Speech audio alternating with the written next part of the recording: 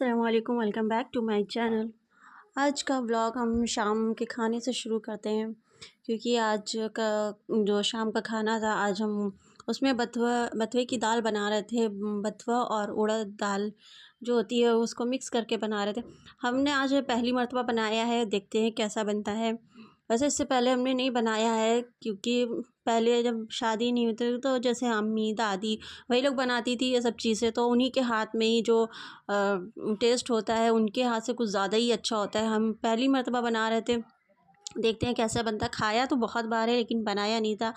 आज तो शौहर जी ने ला के रख दिया था बथुआ, और ये 2 दिन से रखा हुआ था, 2-3 दिन से। तो हमने कहा आज इसको बना ही ले, वरना बेकार हो जाएगा। तो एक-एक वो सब साफ़ कर लिया था बथुआ। उसके बाद साफ़ करने के बाद फिर इसको हमने अच्छे से वॉश कर लिया था। और इसमें मिट्टी इतनी ज़्यादा होती है, इसको धोने में बहुत ही 1 पानी से 2 पानी से 3-4 पानी से जब तक कि सही से ना धो तब तक कि ये इसकी मिट्टी जाती नहीं है। इसमें बहुत ही ज़्यादा मिट्टी होती है।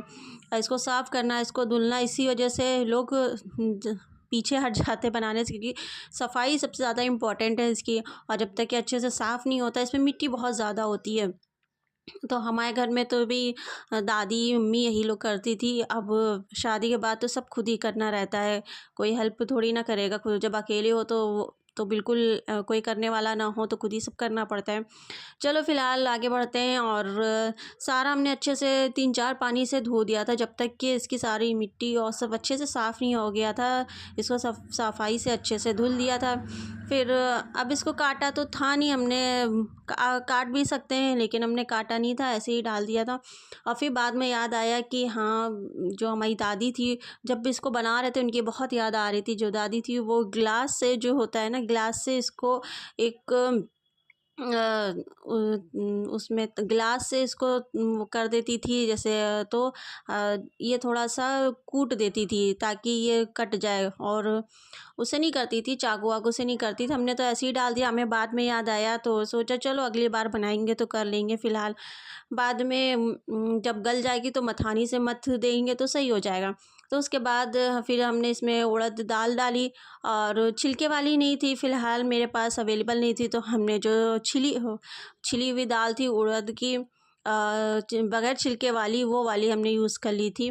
और इसके साथ उड़द की दाल ही अच्छी लगती है। लोग चने की भी डालते हैं लेकिन हमने चने का कभी नहीं खाया है, हमने हमेशा उड़द दाल ही का खाया है।